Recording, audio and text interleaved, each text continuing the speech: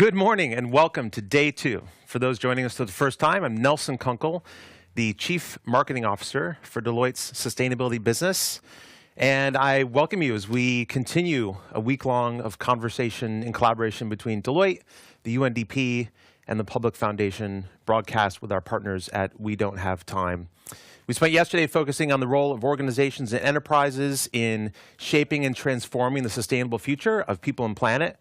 And today we're going to shift to the individual and talk to leaders, innovators, and other organizations about what we individually can be doing to drive this forward and to take action and to make a difference.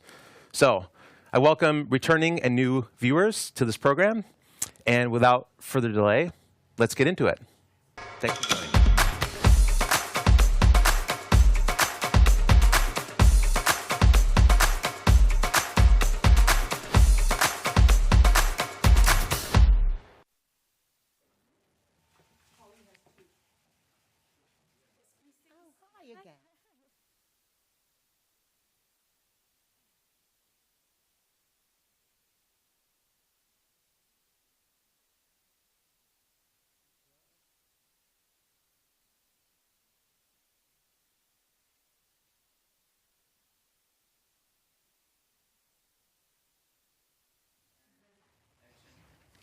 Thank you to all of you for watching today's session of the United Nations SDG Lounge at Cannes Lions 2023, brought to you by Deloitte Digital and Public Foundation.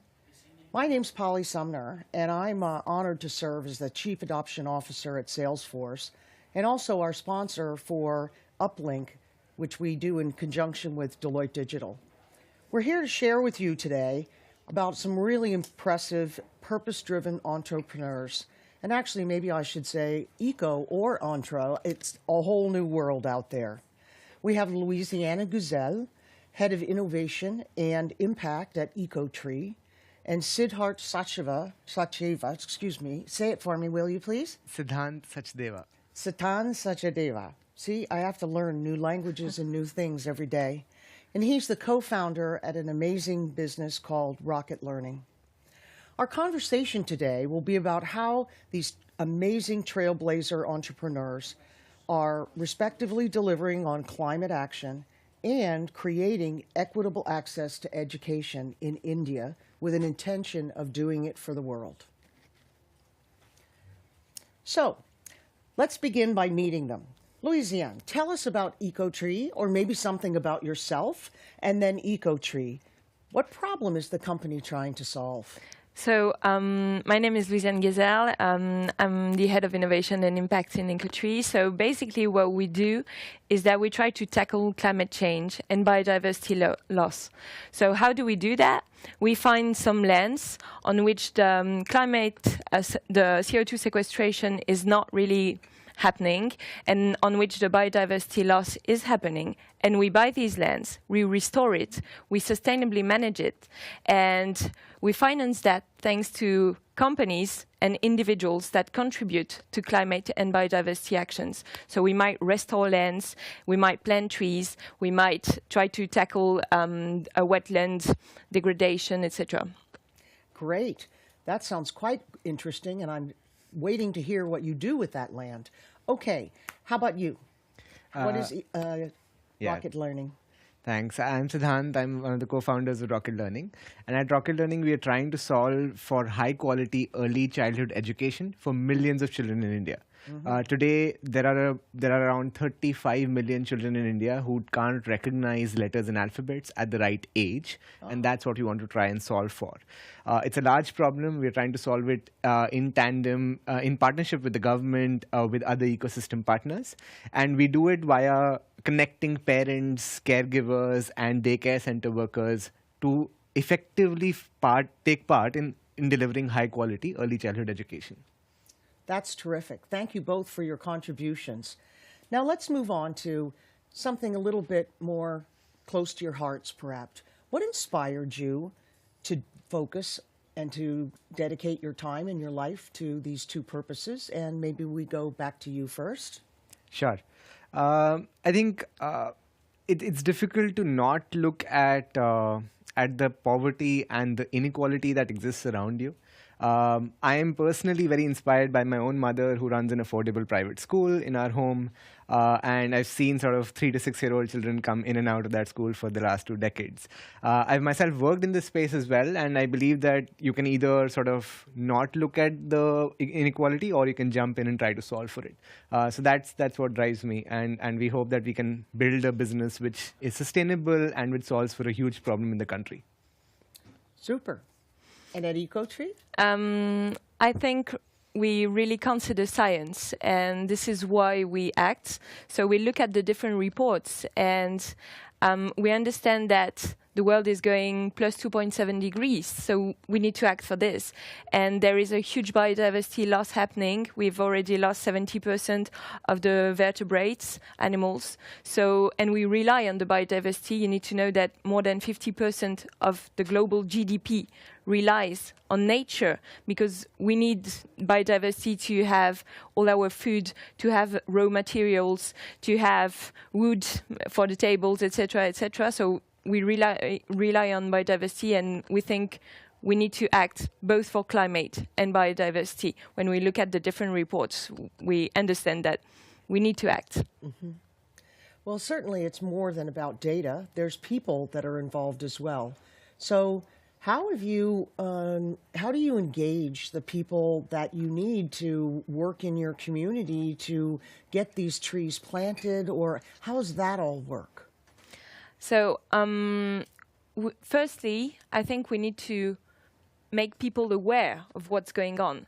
So we created EcoTree Academy, which aims to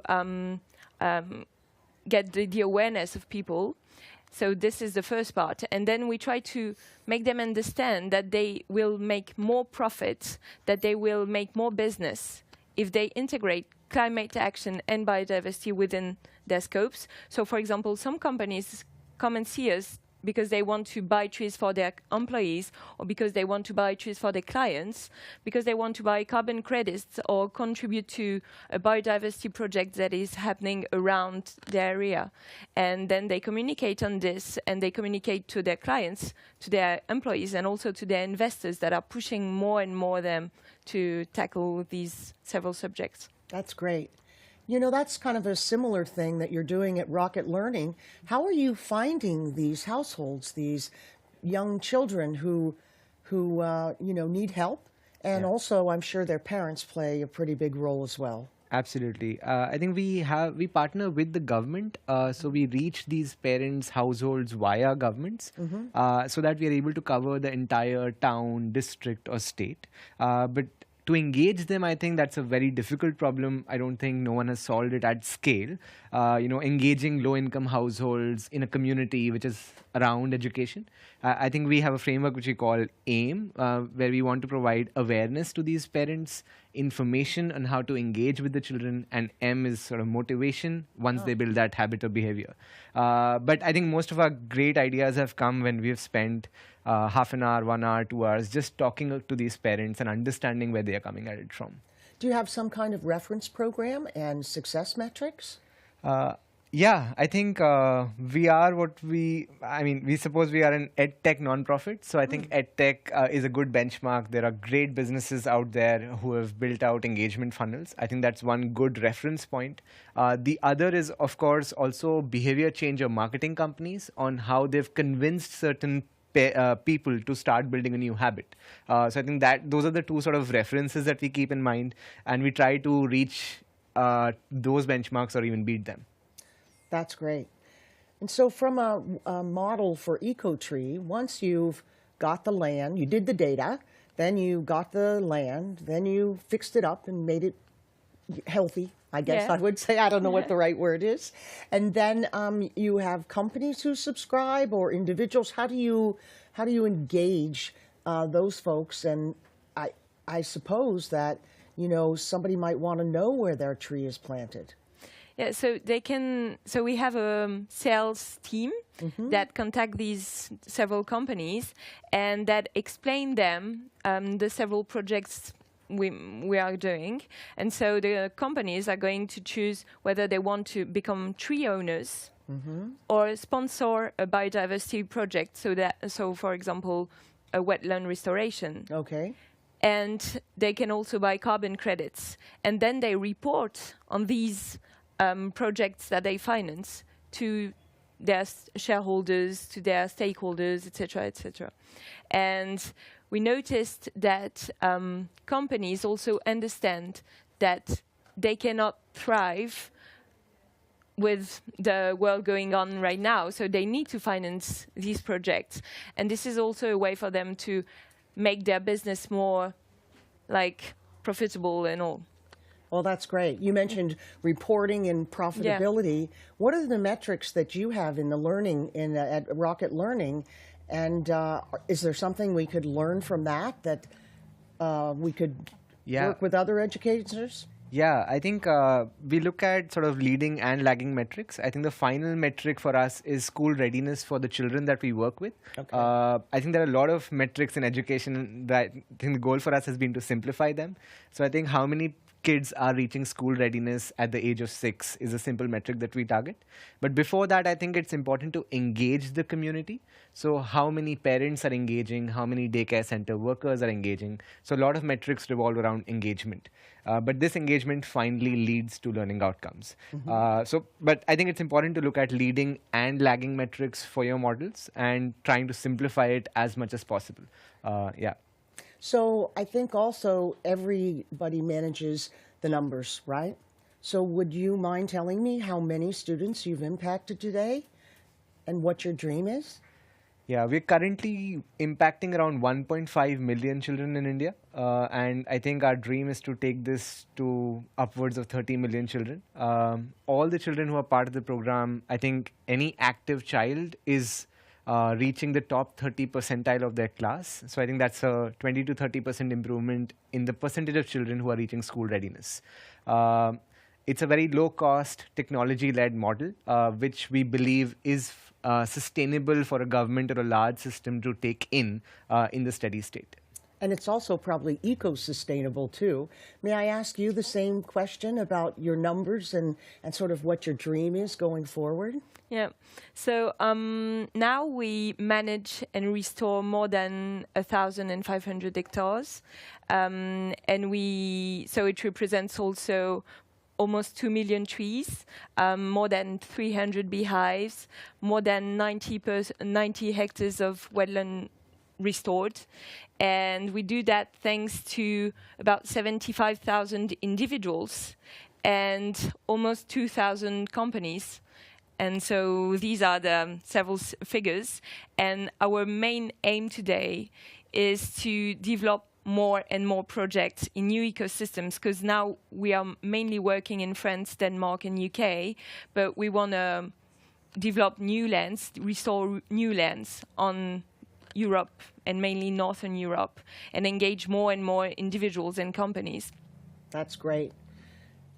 So both of you have talked about innovation, and I'm interested in if you have a couple of pieces of advice for our viewers about A, how you think about innovation, and then B, how do you get that innovation to be a continuous cycle? So Rocket Learning, what do you think? Yeah, I think innovation is probably using the right combination of technology and non-technology levers for us, knowing what and pushing the boundary on both. So I think even in technology, we are using AI and ML-based things to nudge parents, right, on predicting when a parent might drop off and sort of using AI to nudge them. So that's one example. But I think the thing that has worked for us is continuous testing and learning. So we do a lot of testing, and we are happy when something fails as well, because that also teaches us something. I think there's a lot of fear on failure in this ecosystem, and that's probably what we have learned, that even if something is not working, that's a good piece of learning that we share out there. Yeah. That's great. Super. And what about you? I totally agree with the fact that we need to find the perfect balance between too much technology and not enough technology, because technology helps, for example, to collect KPIs, impact KPIs. But when we try to innovate, I think the greatest thing to do is to speak to people, and it might be clients, it might be scientists, it might be the public area, and also our competitors. And we mix all these and we try to find, okay, what are the ecosystems that we should try to restore more. For example, forest is the second most bigger carbon sink, but now we are also developing projects on the ocean area because we know that this ecosystem is really important. And when we speak to the scientists, we understand that we need to tackle also the ocean issues. So yeah, I think it's a big combination between speaking with all the scientists, public actors, companies, individuals, etc. So both of you, in two different worlds, I'm going to say Europe and India, how did you come up with the idea? And how are you thinking about 3 to 5 years from now? What will your businesses look like? Right. So we are working in Europe, and when we look at the EU Green Deal, which is the regulation that tries to achieve Europe neutrality by 2050, we understand that companies, especially, are going to report more and more on carbon, climate, and biodiversity KPIs. So we understand that companies are going to tackle these issues more and more. So when I think about EcoTree in 3 to 5 years, I understand that we are going to have more money coming from the companies so that we can restore more and more ecosystems. So I know that things are going to get bigger and bigger, and that's great because we rely on biodiversity and climate change. So I hope that there will be more financial flux coming to the ecosystems. And I suppose you need some people to work in your business too. So how are you, what could a person who wants to work for you, how do they find you? What can they do? What are the jobs that you have, I guess? Yeah, so we are today almost 100 employees, based in Paris and Copenhagen in Denmark, and also we have several other offices in France. And we rely on the IT because we have a platform, but we also rely on the marketing team, communication team, the sales and the innovation and product, and all these people working together make the business going bigger and bigger. So yeah, if you want to join EcoTree, feel free to join. That's great. And how about for Rocket Learning? I mean, when you think about it, is it kind of, you think about, well, our model would work in any country? Or is it more, I mean, how are you thinking about the growth part of the business? Yeah, for us, I think the belief that education is a great equalizer, I think is relevant for any society. We want to test out our model at scale in India, but then in the 3 to 5 year horizon, we want to anchor a coalition which can be relevant for other countries as well. Especially for the global south, Africa, or any other sort of developing economy where, technology can boost scale, can reduce cost, and can assure quality education reaches the last mile. So I think that there are many other countries which can use this model, but we want to test out the model well at scale in India and then sort of amplify it globally. That's great. And maybe, I guess, you could even have some relationships with departments of education or the school systems, and they can leverage more and more of the same technology and business model. Yeah, I think global communities, governments, of course, global communities such as Uplink, Deloitte will also help amplify that reach. And we are really grateful for that collaboration as well. Great. So you mentioned Uplink, and I guess, as you know, I said in the beginning, I'm the executive sponsor from Salesforce on that. Can you tell me, our viewers, what it is and what benefits you get from it? Yeah, I think, as a community, Uplink is great because it helps amplify our reach, not just in the geography that we are working in or the users that we are working at, but other forums, other communities. I think that community and the way it has been set up also assures that we are able to engage very easily for resources, guidance, advice, and connections. I think that will be really important for us as we try to scale beyond what we are currently working at. So I think that's really been phenomenal for us. That's great. Super. And I know that we've been working with EcoTree. How do you think about Uplink and what we do? Yeah, I think it's a great opportunity to know more about the innovations that are related to the SDGs that are going on in the world. That's always very interesting to meet people like you and other companies. So it helps us in terms of our own innovation, of course, and it's also a great opportunity to meet some potential clients. And of course, it helps us to develop our visibility and our relationships with several companies. So it's always very interesting. That's great. Well, super. Did you respond to a challenge? Is that how you, or maybe I should explain, on Uplink, we pick a challenge and we then post that challenge to everybody. Is that the way you found Uplink? How did that happen? Yeah, for us, it was the World Education Challenge where we submitted and then we got through. And it's been phenomenal to look at other innovations, not just in education, but even beyond. But that's how we got into Uplink, yeah. Great. And how about you, Eco? And we've been working on the 1 trillion trees challenge, and so we contribute to this. Well, we just have 2 million trees that we are managing, but still, it's a little part of it. Yeah. And you mentioned that you harvest those trees as well, and so how does that closed loop recycling part work? Yeah. So I told you it's possible to contribute to our project through tree ownership, carbon credits, or biodiversity sponsoring. So sponsoring of biodiversity projects such as wetland restoration. When we look at the tree ownership, once the tree achieves maturity, then we harvest it with a minimum impact on the forest. And this has value, a financial value. And so the value, once the tree achieves its maturity, comes back to the investor. So it's a way to combine ecology and economy. And so the investor is going to have back the money that he invested, and even more, because it represents approximately 2% per year increase. Yeah, that's great. And at Rocket Learning, do you have the notion of graduation, or do the students leave, because you said it was early? Do they go into the schools and that's the gateway to their future, or do you have a lifelong program dream?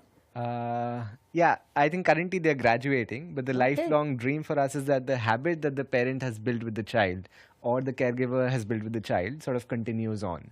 And I think that habit is really, really important, because if we are able to sustain the habit throughout education, that really changes their lives. That's awesome. Well, I can't thank you enough for both of you for coming, but more importantly, I can't thank you enough for what you're doing for the planet, for the challenges of education, and I just want to say thank you very much, and have a great day. Thank you. Thank you.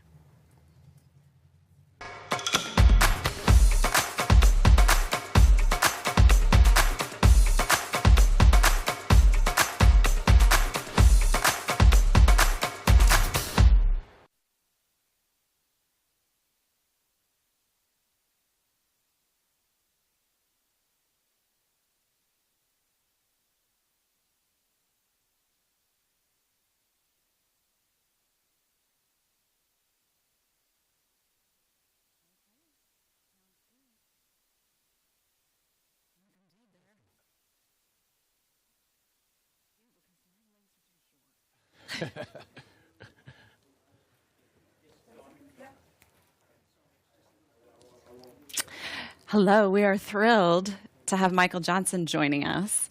For anyone that doesn't know, Michael has dominated the 1990s as one of the most inspiring Olympic athletes, I think probably ever, and certainly not to be undone by some amazing records in the 200 and the 400 meters. Never really even tasting a silver or a bronze, which is incredible. Those are good medals, right? Those are good medals too, but it's pretty inspiring. But yeah, gold is kind of the the standard for me, I guess. Well, I love it. I love it on many levels. And I have to say, you and I share many things I've found out as I was preparing for our conversation. And Do one tell. of which is that we were both in Atlanta in 1996. I was at university and there for the Olympics, which was just such an incredibly was an amazing exciting atmosphere. time. Yeah. It was so fun to be a young person and in my country and have your amazing accomplishments. But I also believe that we share an affinity for extraordinary shoes. Yes. So I found Yeah. that was something I just really enjoyed. I see you. I see you. So we're not here to talk about so much of that, although of course that is a huge part of your story. But we're here to talk about change making and platforms and what it takes and what is the responsibility and who takes that on and what is the responsibility of athletes. And I know, or I understand that you have been on your own journey over the last number of years, thinking about that and developing a point of view and a podcast and others. So we're just delighted to have the chance to speak to you all about that.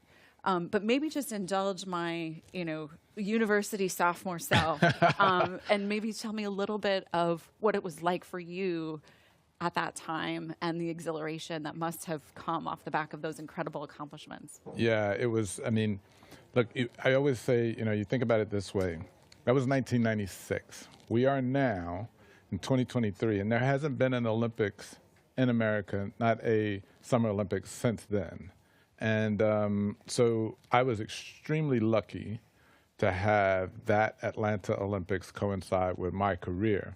That was my second Olympics, so even better because I had the experience of already having been to an Olympics. So I felt comfortable then in that case, home Olympics, knew the pressure was going to be on. I felt comfortable with the challenge to try to make history and become the first man to ever win the 200 meters and 400 meters. And I also felt comfortable with the challenge to, yes, try to do that wearing gold shoes, knowing that if I ended up with silver or bronze, that was probably not going to end well for me and my brand. But it all worked out in the end. It sure did. It was incredible. The atmosphere was incredible. As an American there, I remember the first round of my first race in the 400 meters and coming out into the stadium, and just the energy in that stadium was just electric, and it just every race subsequent to that was the same, just amazing energy. And we talked a little bit about how the role of athletes has changed over time, both Olympic athletes and obviously college and professional athletes. But you were a bit of a change maker back then. Your running style, as we talked about the shoes, what gave you the courage? Or maybe it was something that you couldn't avoid. Maybe that courage was just inherent. But talk to me about that a little bit. Yeah, it was for me. Yeah, I was. There were a lot of firsts for me. Yeah, my running style was different, dramatically different than all of the other sprinters, which was the source of a lot of. When I was a kid, I was, all the other kids would say, you look funny when you run, and I would say, well, you look slow when you run. But ultimately, we found that my coach and I found that it was actually what made me so good.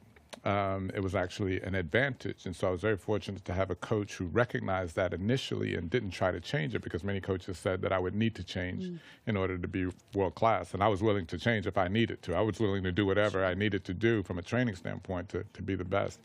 But my running style was different. I was different in that, most of the sprinters at that time were 100 and 200 meters. 200, 400 was not a classic double.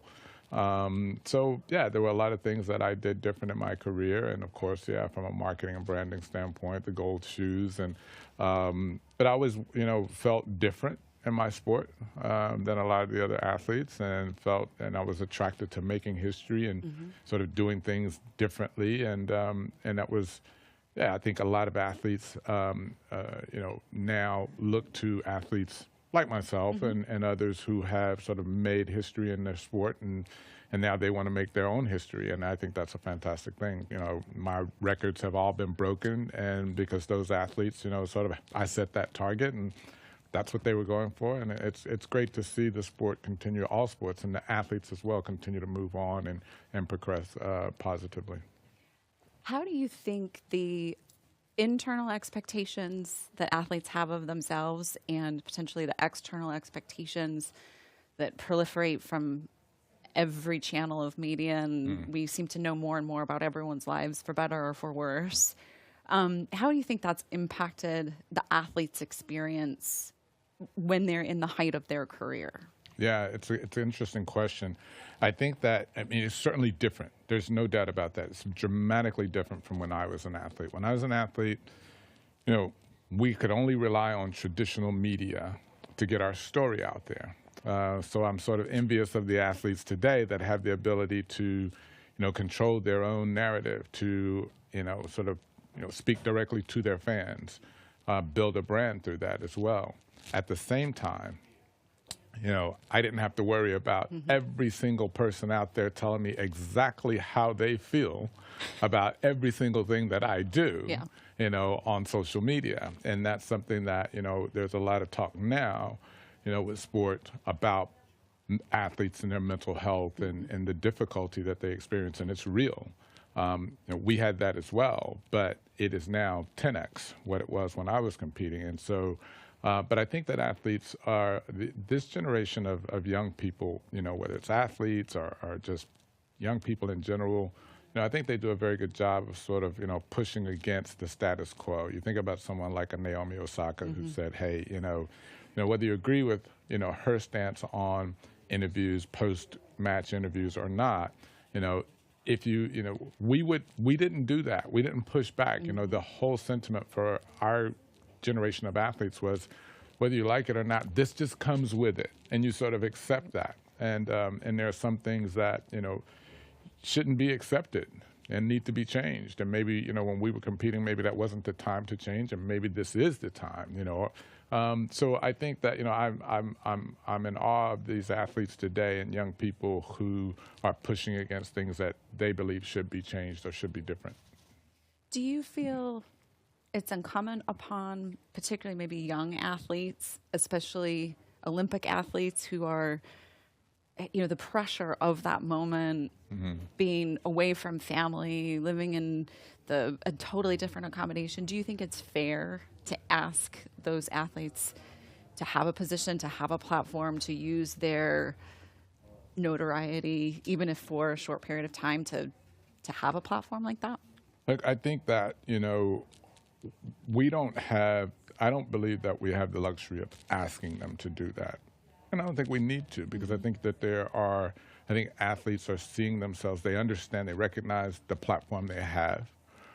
Athletes are people. They have positions on issues. They have experiences that they've had, or, you know, and they have opinions on things. And so many of those athletes want to use that platform to highlight the things that are important to them, and where they see a need, and they believe that they have an ability to help by using the platform in that moment. Let's say at the Olympic Games, when the spotlight is on them, there are enough athletes out there now who want to use that platform that we don't have to ask those who are, or put the pressure on those who are uncomfortable using the platform in that way to do so, because we just need to, you know, support those who do. And I think that that's a real issue at this point, you know, sort of, you know, whether it's the International Olympic Committee or, you know, sports leagues, you know, sort of not wanting, you know, athletes to use that platform. I get that, but at the same time, the athlete has earned the right, and it's their time, and it's their platform to use. And so as long as it is, you take the IOC, for example, the International Olympic Committee, my position is the athlete being able to use that platform, as long as it is consistent with the Olympic values. Yes, then now if it's inconsistent with the Olympic values of friendship and inclusivity and all of these things that, you know, make the IOC and the Olympic movement so great, if it's inconsistent with that, it should not be allowed. So thank you for indulging conversation about athletics and about your very, very impressive and storied reputation there. I'd love to pivot now and talk about this chapter of your life. I know you've been doing broadcasting and speaking and many things after your athletic career. maybe in addition to a post-Olympic athletic career. Can you talk to me a little bit about this chapter and what it means to you and how you're feeling about what's coming next? Yeah, so, it doesn't feel like it some days, and some days it does, but it's been 23 years since I retired from my athletic Remember, career. I told you I was in college, so you've now just dated us both. Yep. Well, mine is out there for anybody, so I can't hide it. So I've gone through a couple of different chapters since then.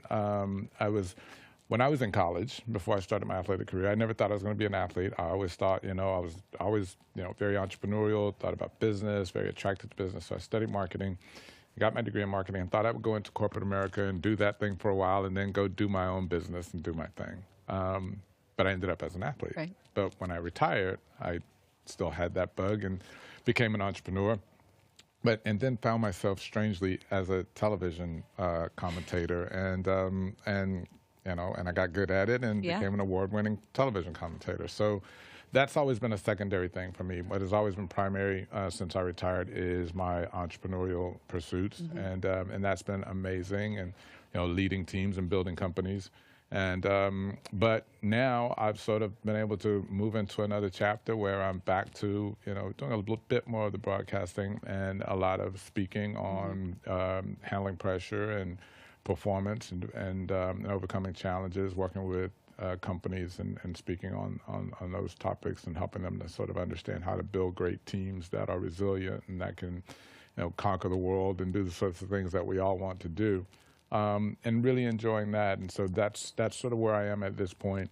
We talked about athletes using their platform. That's something that as well, I've always been interested and involved in using what I have and having been very fortunate to be able to help young people, and certainly young people using sport to address different issues around the world and in different communities, but not so much using my voice and platform.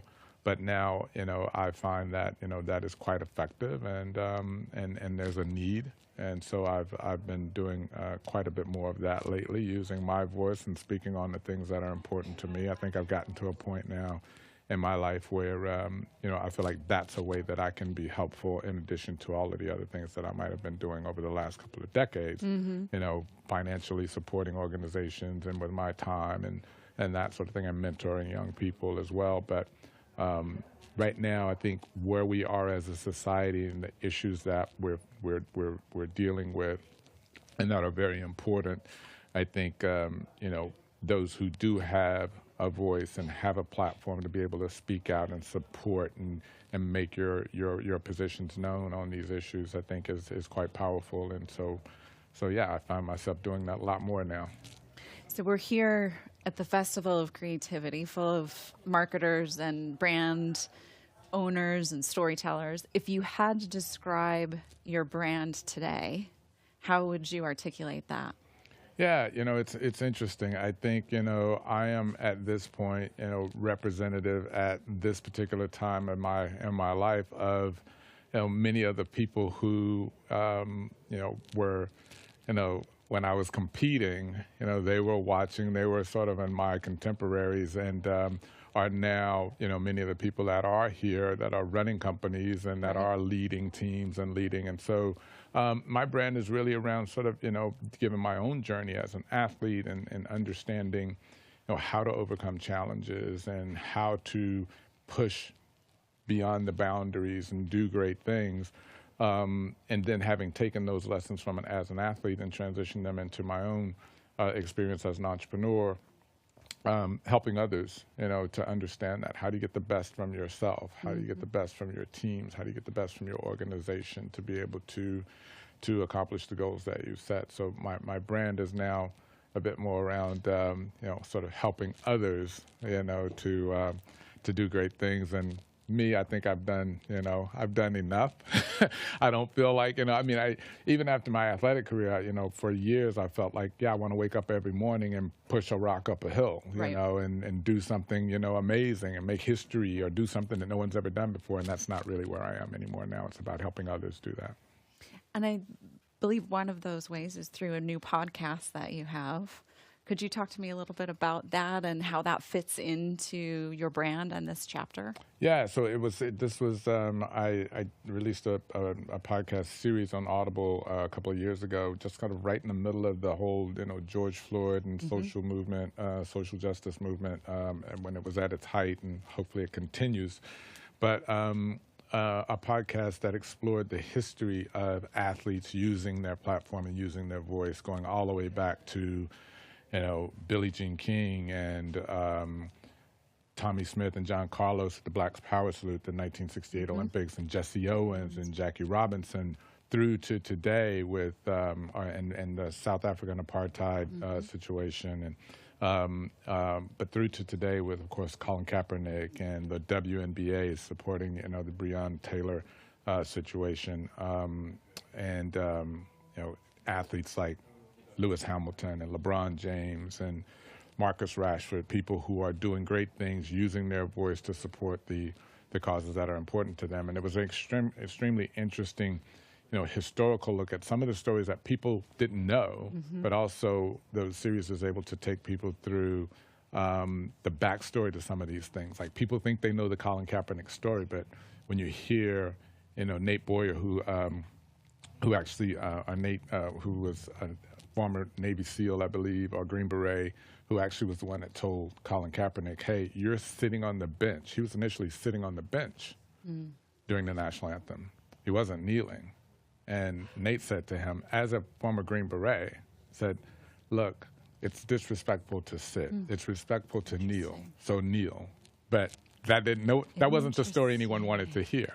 So I was able to interview Nate and talk to him about that, and he was, he was like, nobody wanted to talk to me. I wanted to tell people when Colin was taking all of this heat that, look, I'm the one who told him, but nobody wanted to hear that a Green Beret actually told him, to do this, because it's a sign of respect. You kneel in front of a grave of someone you respect and things like that. So, so I tell a lot of those stories in the series, and it was very insightful for me, because it also sort of took me on the journey of understanding the difficulty of athletes and sports people actually when you're making that decision, because of the invasion of your privacy and threats to your life, and potential threats to your actual livelihood, and people's careers being ended as a result of taking a stand on an issue that they care about. So it was very interesting, and it allowed me to use my voice and the voice of a lot of these people as well, but also to also indulge my passion for media and television as a commentator and documentary presenter as well.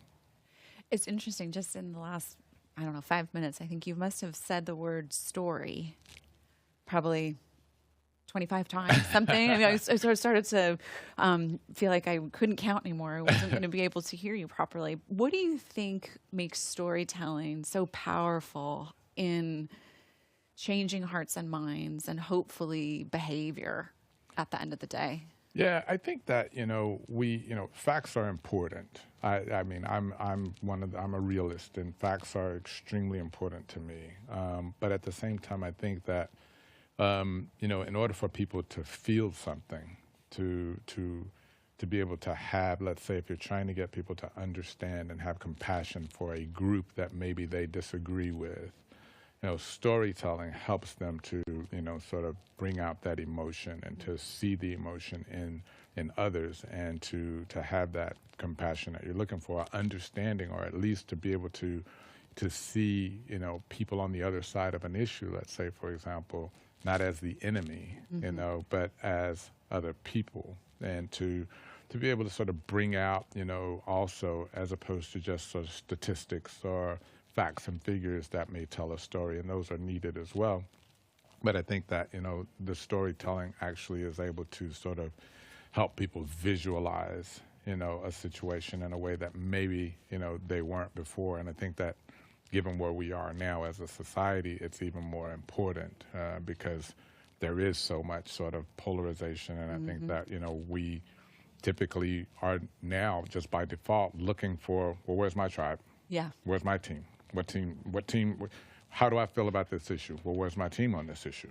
And so I think that it's even more important now to be able to tell stories that allow people to see things in a much more vivid way, but also in a much more practical way that allows them to understand what's really going on, as opposed to, the sort of facts and, other talking points and that tend to get people as well.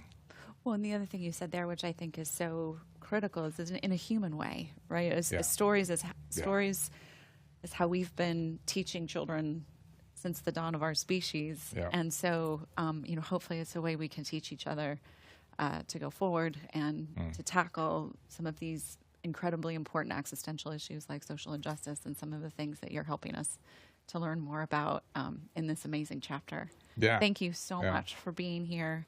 It's been an absolute delight to have the chance to chat with you. Well, thanks. Yeah, I enjoyed it. Thank you.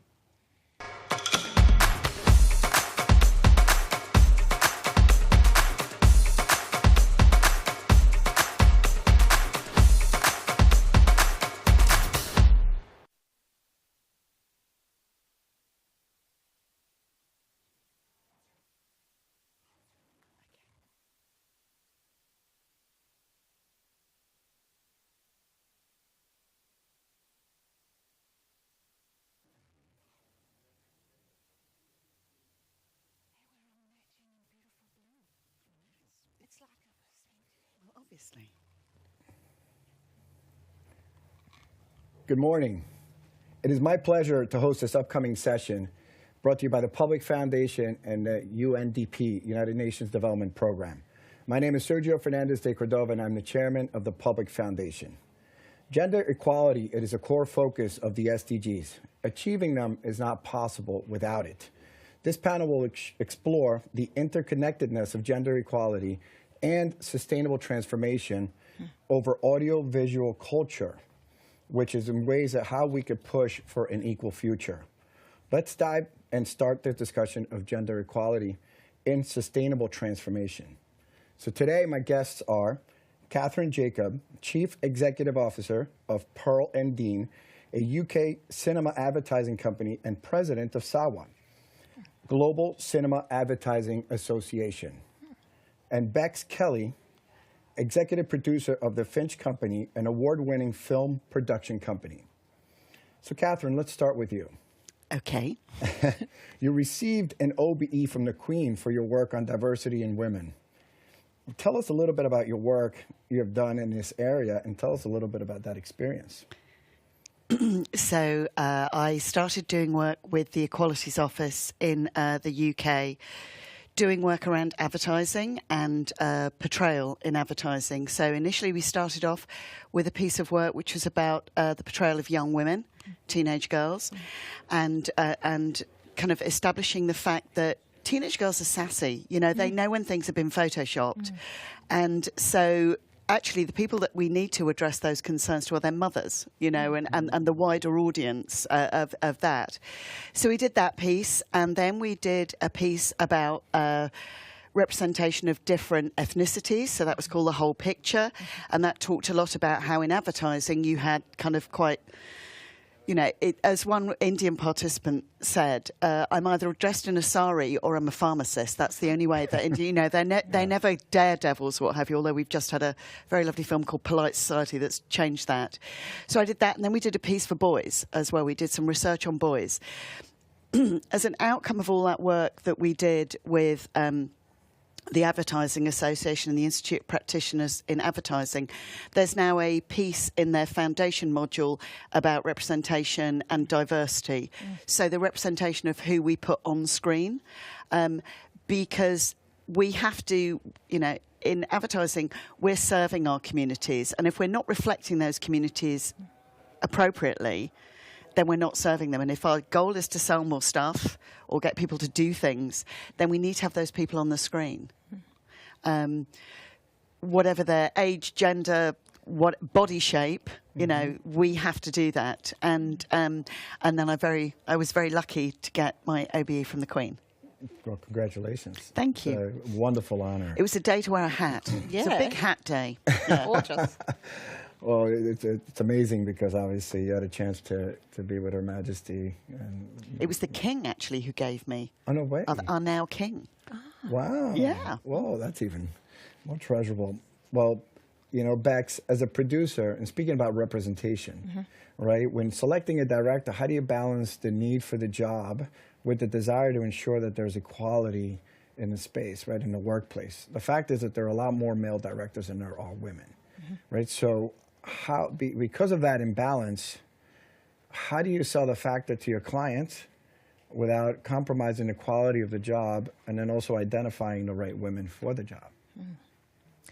Firstly, just let me say kia ora koutou. Lovely to be on this panel. Very nice to meet you too.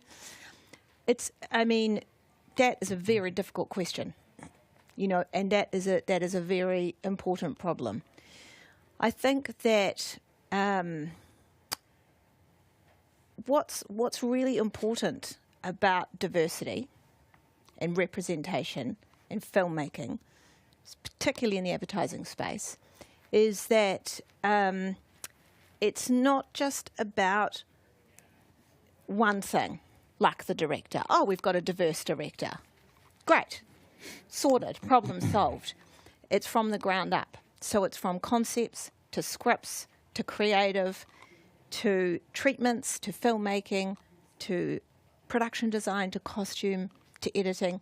It's the whole thing. So it's a partnership. Film production can't work on its own. It needs to work with clients and agencies so that representation is deep and authentic from the beginning. So the stories are authentic from the beginning.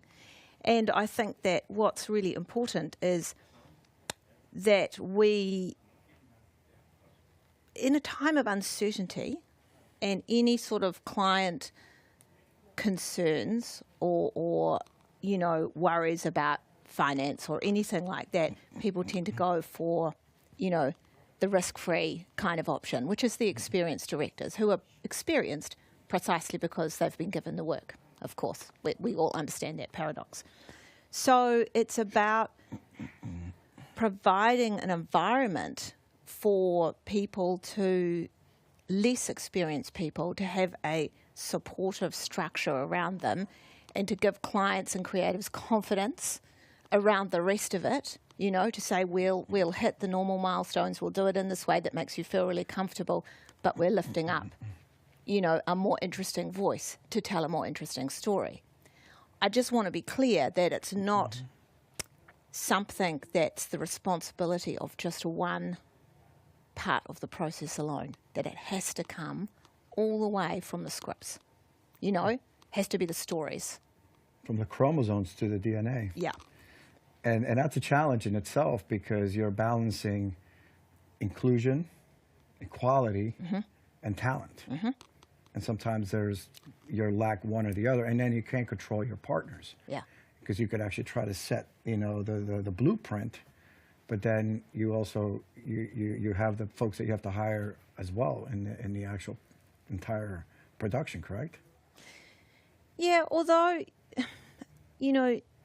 we think that we just need, these people are all experienced and they're reliable and, what have you. But actually, there's something amazing about fresh voices too. Yes. That brings something really interesting to that. And it's so easy to surround a fresh voice with experience. Yes. And there's definitely a place for experience. I mean, you become better at things when you practice them. That's obvious, right? And you have the chance to do it. But you have to have a chance to do it. Exactly. You have to have the chance to build it up. No, thank you, Bex. So, Catherine, in association with Sue Ernerman, Yeah. you have written 2 books on diversity. So speaking about diversity and inclusion, right? What companies really need to do to embrace diversity and inclusion, and how much what you see by companies is talk and not action, right? And if so, why is that? Gosh, that's a loaded one. I should have brought my book. So the first book that we wrote was called The Glass Wall, and it was about women at work because I have known Sue for a very long time. And when we started out, pretty much every company was like 50-50, men and women. And then we got a little bit older and we thought, where have all the women gone?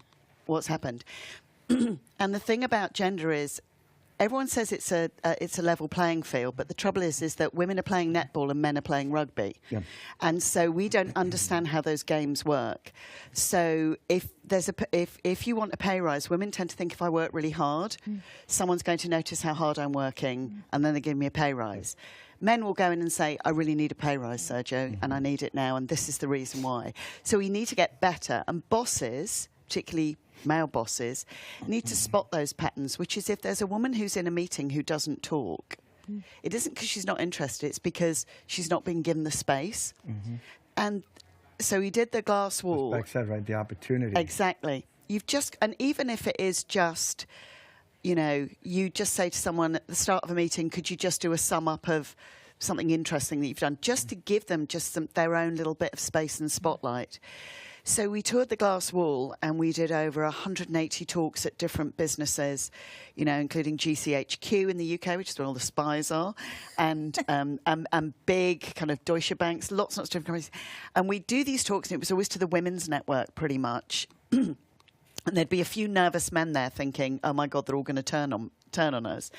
But we'd get partway through, and a woman would put her hand up and say, this is all great, but we're just talking to each other. We need the men to be on side. And so Belonging, which was our second book, came out of all the things that we had with the glass wall, which was men turning around and saying during our talks, I really want to support women. I want to be able to do this, but how do I do it? How am I a better ally? How can I give people a space? And it isn't just about women, it's about all of the underrepresented groups as well. It's just that women are 50% of the population, and so we kind of need to address that. And the piece around sort of belonging is quite a lot of organisations are driven to kind of alpha male, workaholic, etc., etc.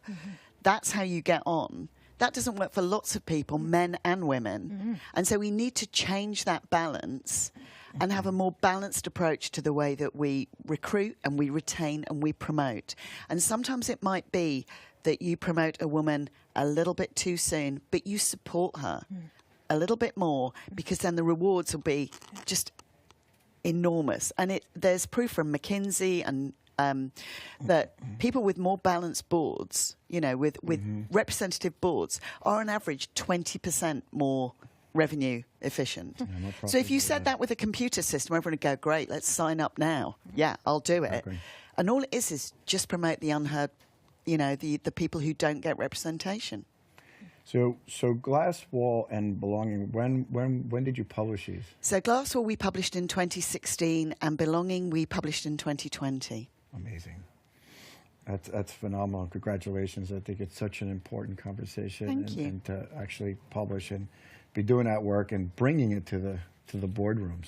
Yeah. Right? Because I think that's just, given the opportunity, it is an economic opportunity as well. It's not just a gender diversity opportunity. And also people think that's the trigger. Yeah, precisely. If people think I work somewhere where it's all about the work that you do and not if you play golf with, the CEO and da-da-da-da, they'll stay longer, and you get more retention, you get better outcomes, and the ability to kind of say to people, we'll flex around the way that you want to work. You just get better rewards. Yeah. It's honestly just it's one of the most simple things you can do to improve your profitability and the longevity of your, of employees staying. But as you know, Catherine, it's a corporate culture issue, right? And as more and more of these conversations are actually happening, because when you start to talk about it's good for business, right, then people actually will start paying more attention, unfortunately. But if that's a trigger, how do you see, this, where we are today and how this is, are we going forward? Are we advancing? We're going forward, but we're not going forward quickly enough. So we're still in a situation where in the UK, for example, we won't have gender pay equality for another 90 years, and we've had an Equal Pay Act for 50 years. So there's systemic, we're moving forwards, but not quickly enough. And the other thing as well is, young girls growing up need to see women at the top of businesses because, and they need to get seen and heard and given exposure, so that you can look up and say, if I want to be that, I can be that. Yeah. No, it's amazing. I mean, it goes back to, back to as you were saying, give the opportunity. Like if any one of us were not given the opportunity, we wouldn't be here today, right? Because we weren't born knowing everything, but we have the desire to get there and to learn and to put the time in. So no, this is absolutely exciting. So we're going from this, sort of the inclusion, diversity, to now the biases, right? And Bex, as an executive producer of the Finch Company, recently worked on a great campaign called Correct the Internet, which I love this. This is absolutely fascinating because when you actually bring data into the conversation, not revenue, but now data into the conversation, people start to say, whoa, wait a second, right? And your campaign aimed at addressing the gender biases within search engines, right? Which is, again, man-made. Can you tell us a little bit more about this after this video? I just first want to play the video. Yep. And then we'll come back to.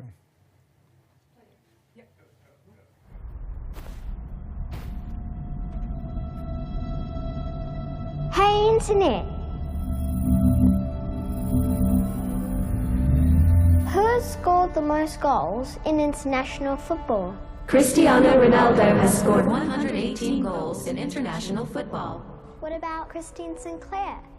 How many goals has she scored in international football? Christine Sinclair has scored 190 goals in international football. Well then, who scored the most goals in international football? Cristiano Ronaldo has scored 118 goals in international football. That's not right. Are you sure?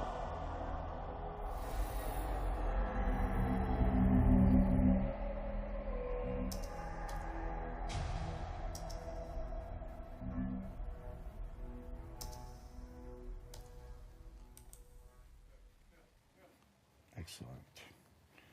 So Bex, right, tell us a little bit more about this incredible campaign. Give us something tangible. I've heard something about goals being scored and how the internet is wrong.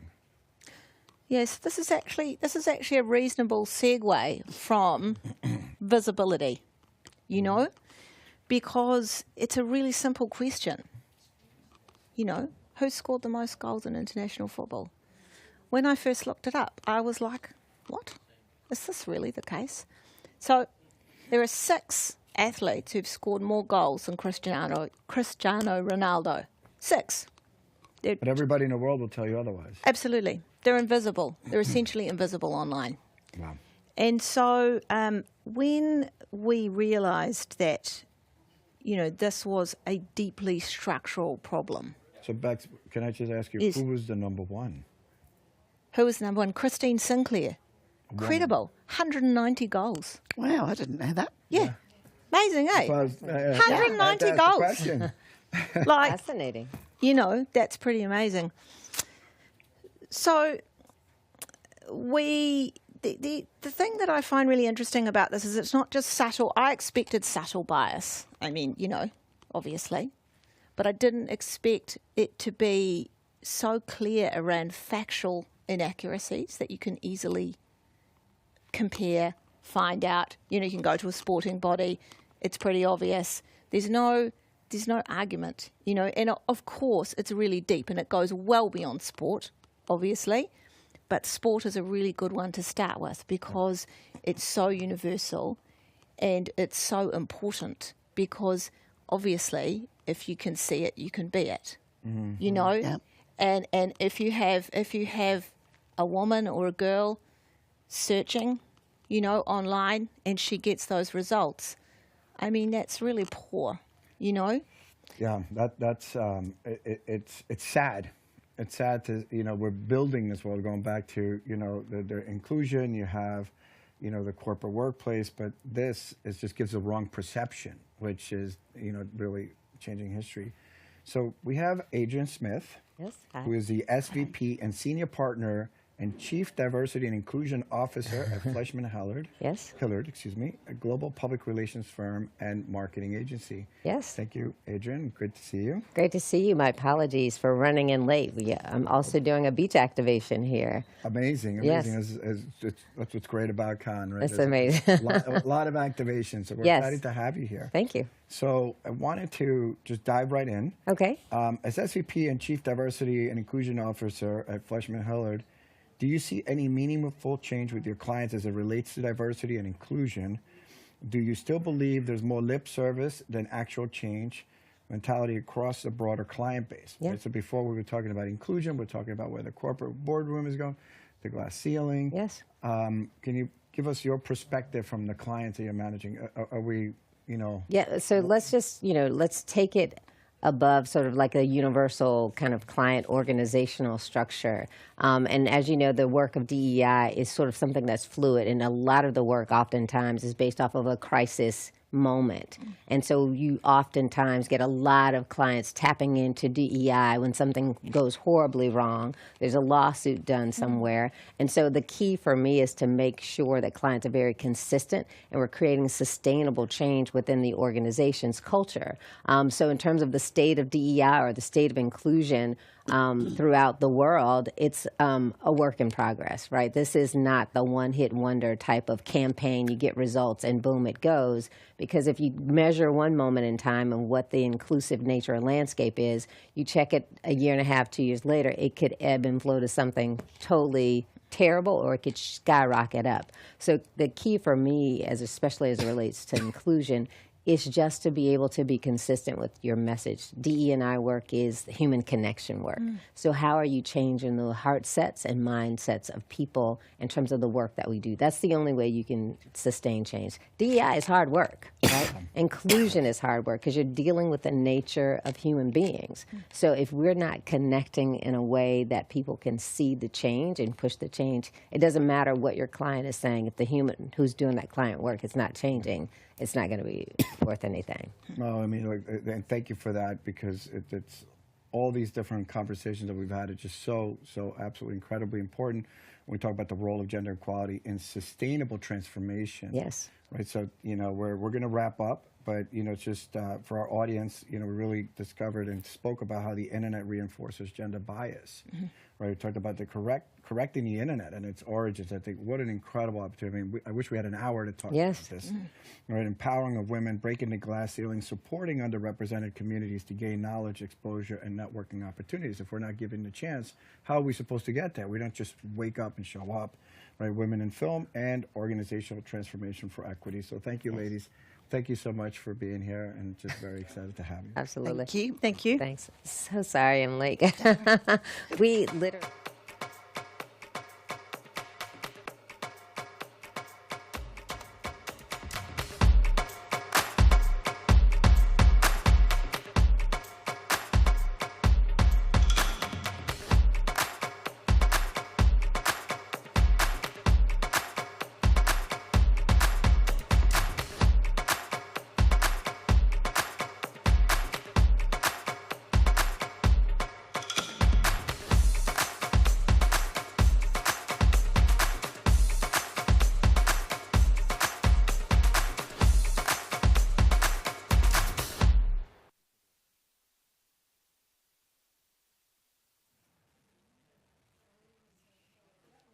Should we scoot closer?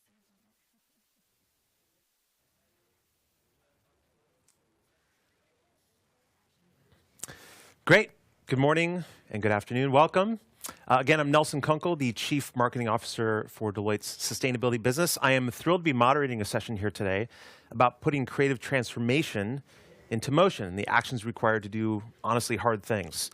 So joining me today, Google's Head of Global Sustainability Partnerships, Denise Pearl, and Airbus Ventures, Head of Strategy and Communications, Orly Robin. Thank you both for joining me. Thanks for having us.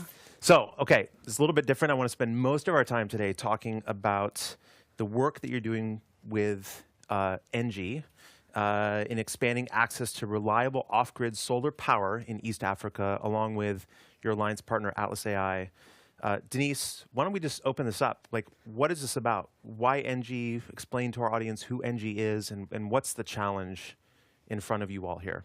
I think NG is a regional energy provider, and they, as a business, were looking at doing sustainable transformation. They wanted to bring more sustainable services to their customers.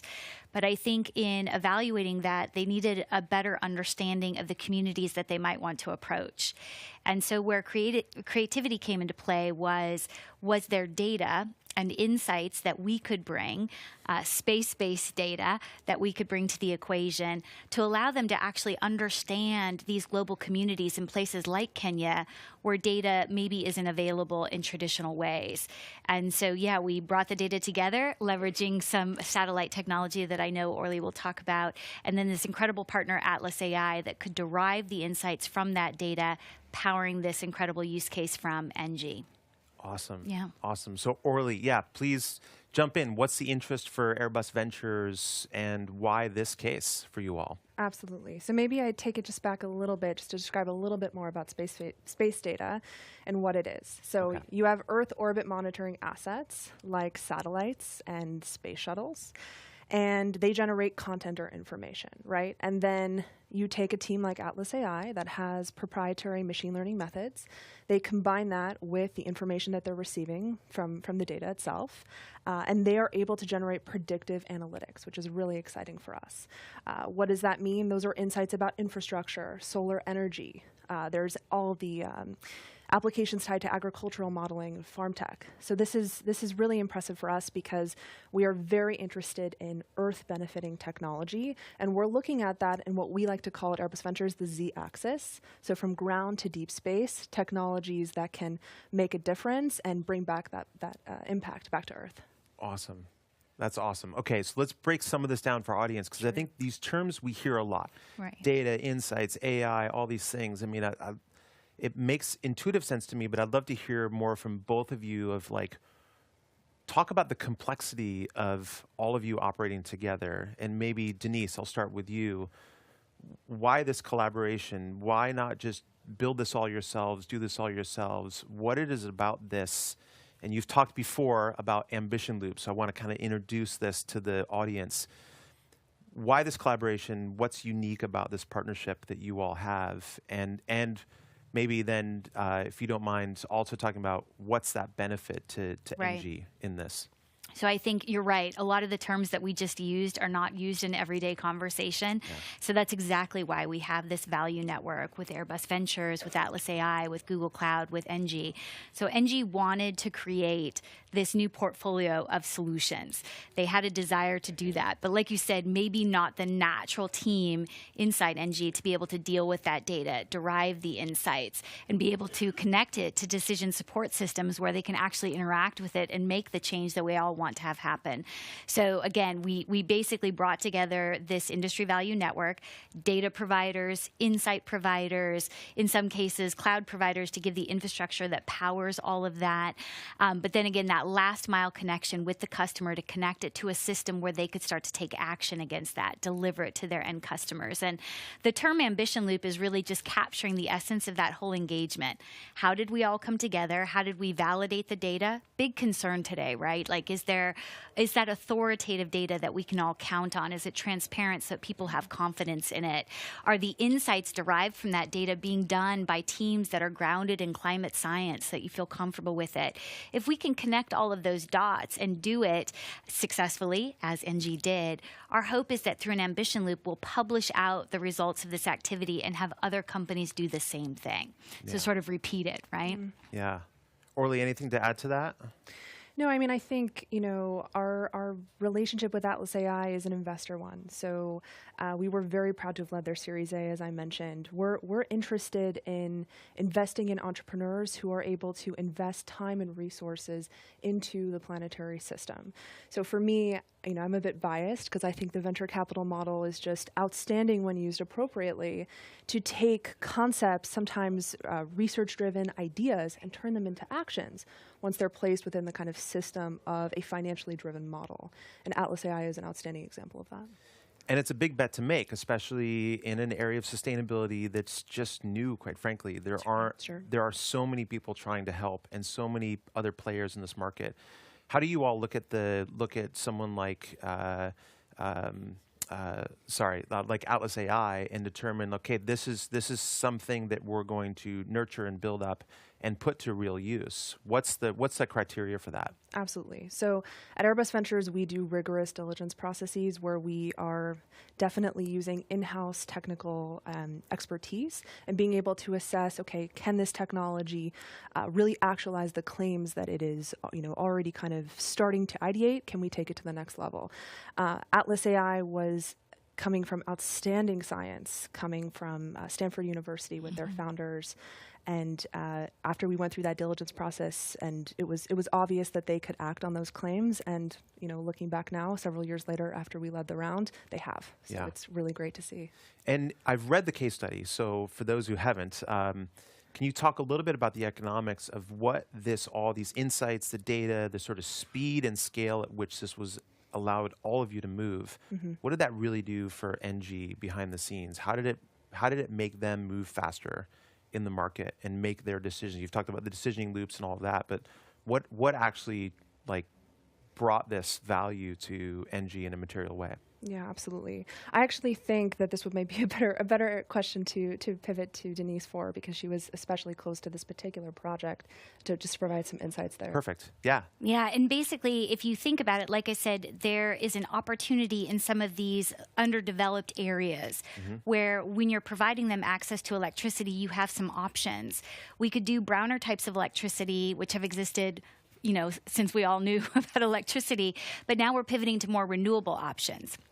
So the idea was, again, though, in those underserved communities, what do we know about those communities? Are they in a position to receive this new service, whether it's solar-powered electricity? Can they actually receive it, pay for it, participate in this endeavor?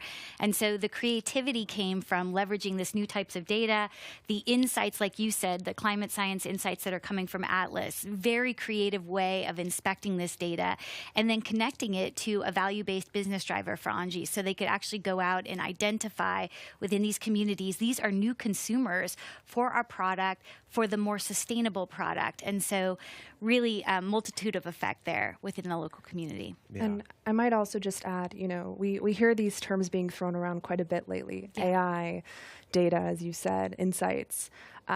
Thinking about kind of the ethics of a team that is taking those and applying them and figuring out, okay, where are those needs? Where can we take those great concepts and apply them in which communities? Do we select communities that might have less organic access to that data? So this is really important, but there's an ethics set within the team, and Atlas AI is doing a great job at using that and applying it. But definitely an inspiration for other teams that have access to those technologies and that expertise. Okay, and figuring out, well, where is the best impact, and being driven by an impact-driven model versus just pure financial.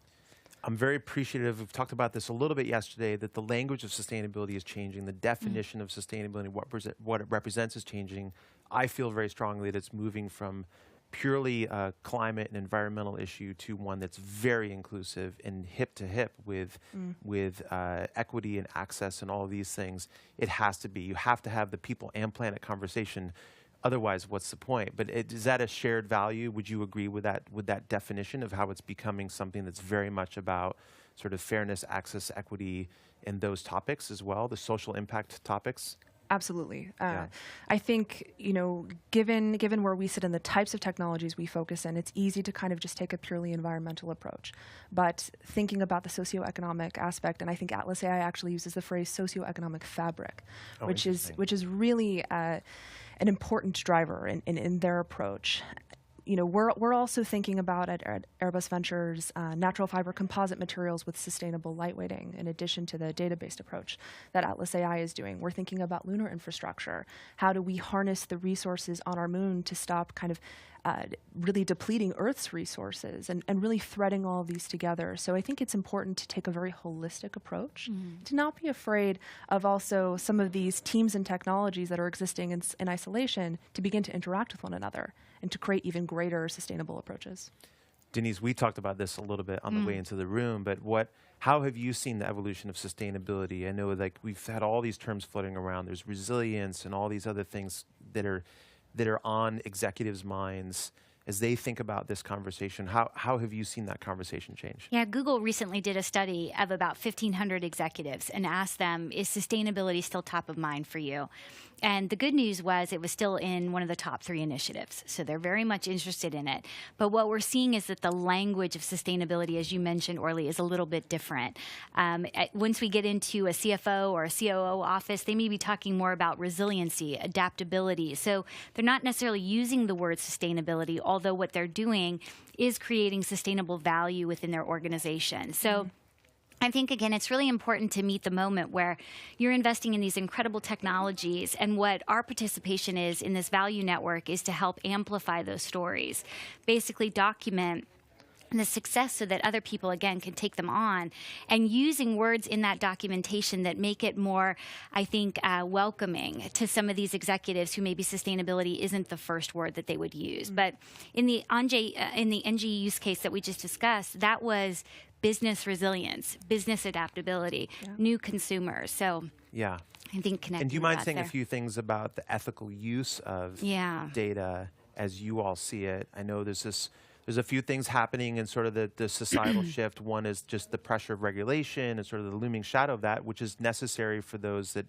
aren't doing the right thing. Right. But then there's also just the advancement of innovation and being market leaders and people who do see this as an opportunity to be extremely ethical about the use of data and do it in the right way that benefits everybody as opposed to benefiting just one corporation or those behind the scenes. But how is that unfolding for you I all? think Orly mentioned it a little bit, is being a bit more pragmatic in your investigation about the types of data that you want to have access to and be using in these decision support systems. Where did it come from? Is it authoritative? Can we trust it? Is it transparent? Do we understand how the data was collected? These are all questions that I think Google has been dealing with for a long time. And again, when we evaluate partners like Atlas AI within the Google infrastructure, we have a program called Google Cloud Ready Sustainability, and it's really that inspection, the double click on what you mentioned, Orly. Once they've gotten past your rigor, more than expecting them to say, are you using the data appropriately? Are you transparent with your models? And are you seeing success at a scale so that we can help you amplify that story? Great. Awesome. So I'll open this up to either of you, but one of the themes here today specifically is talking about the individual role as opposed to the corporate or brand role in sustainability in this. So as you've all thought about this case and what you're doing with NG and Atlas AI, how do you look at it as individuals, or what advice maybe would you say is applicable to this case that might be applicable to individuals that are taking action, going through crazy challenges, trying to do stuff for both people and planet on either side? Yeah, I mean, I might also bring it back to, there's the impactful route, and then sometimes there's the easy route, right? Thinking about where do you actually want to take your innovation. I mean, we're working with entrepreneurs all around the globe, and it's amazing, and I feel privileged to be surrounded by folks that are very planetary driven. I think sometimes when you're harnessing a tech and you can take it in a way where you're going to have a profitable cash out, that's great. But how can you make impact that is really creating longevity? And I think tucked within sustainability is this longevity piece. Yeah. So I would really encourage entrepreneurs to be thinking about that specifically.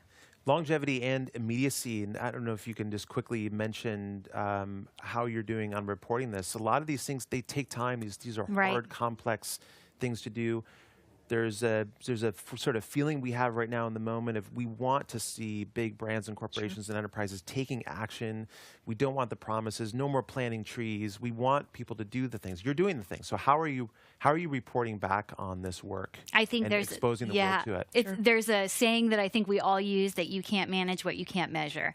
Right. And so again, with these data-driven approaches that we're taking and creating these ambition loops, part of it is actually measuring both the impact and also, in some cases, the business benefit. So I think that ambition loop theory has to encompass that measurement and transparency to the consumers, the constituents that we all serve. So big part of it.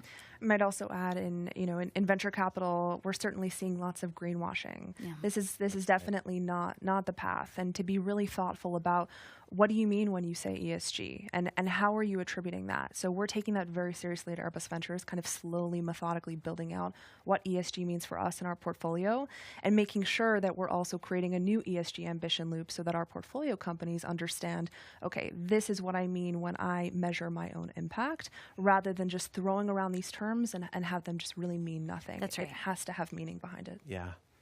So I think I have time for one more question. Denise, I'll throw it at you. We're sitting here in the Cannes Lions Festival of Creativity.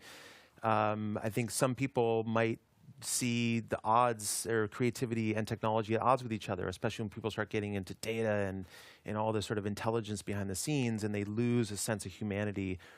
How would you describe the role of creativity in everything that you all are doing? Well, we were just talking about it. If you look at where Atlas AI came from, out of Stanford, their ability to think creatively about how to build new machine learning models against this data, it's truly transformational.